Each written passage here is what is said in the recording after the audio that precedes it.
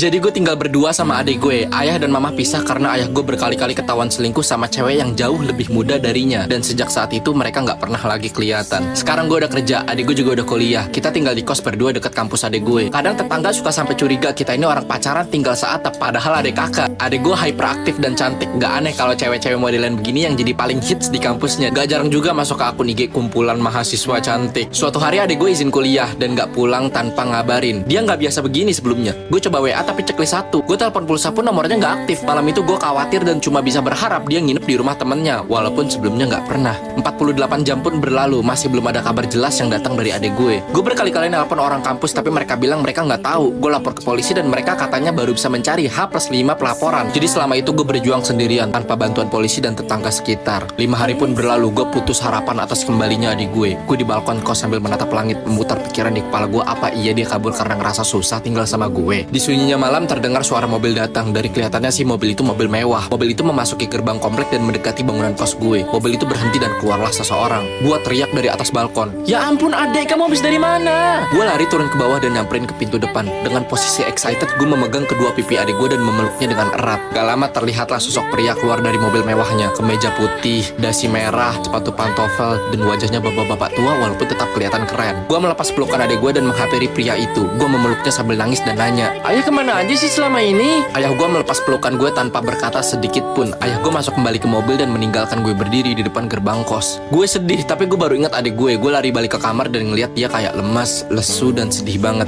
Gue coba tanya dia kenapa, tapi dia diem aja. "Adik kenapa? Kok tumben diem aja? Biasanya kan kamu gak gini." "Ayah bilang apa sama kamu? Ada kabar apa?" "Ayah bilang kabar tentang mama nggak? Mama sehat." Dari banyaknya pertanyaan gue, adik gue cuma bengong dan meminta gue keluar kamarnya. Gue pun dengan pasrah balik ke kamar dan tidur. Nah kemarin adalah bulan kedua semenjak adik gue ketemu ayah, dan sampai saat ini pun dia masih sering bengong dan gak pernah mau gue ajak ngobrol. Malah sepertinya tambah memburuk ya. Tatapannya selalu kosong kayak orang gimana gitu. Seminggu belakangan ini banyak banget paket yang datang ke kos yang ternyata barang-barang semacam pisau, alat-alat besi aneh gitu. Gue juga gak ngerti itu apa. Gue ngomong dalam hati nih orang mau apa gimana sih, mana alat-alatnya itu kayak alat-alat operasi dokter gitu. Hari ini gue keluar kota, ketemuan sama teman lama gue yang sekarang udah jadi dokter. Kita ngobrol-ngobrol tentang adek gue ini. Apa adek gue trauma dan harus ke terapis? Apa adek gue habis denger cerita yang buat dia sedih? Apa gimana gitu? Temen gue duduk dengan santai di hadapan gue sambil mendengarkan cerita panjang gue. HP gue getar berkali-kali, telepon dari nomor gak dikenal yang digitnya cuma 31110 kalau gue gak salah lihat. Tapi sengaja gak gue angkat karena kita lagi ngobrol serius. Tatapan teman gue itu makin serius ketika gue deskripsiin alat-alat yang dibeli adek gue kemarin-kemarin. Dia nanya banyak ke gue. Semua alatnya besi. Iya, ada yang bentuknya kayak gunting tapi bukan gunting. Iya,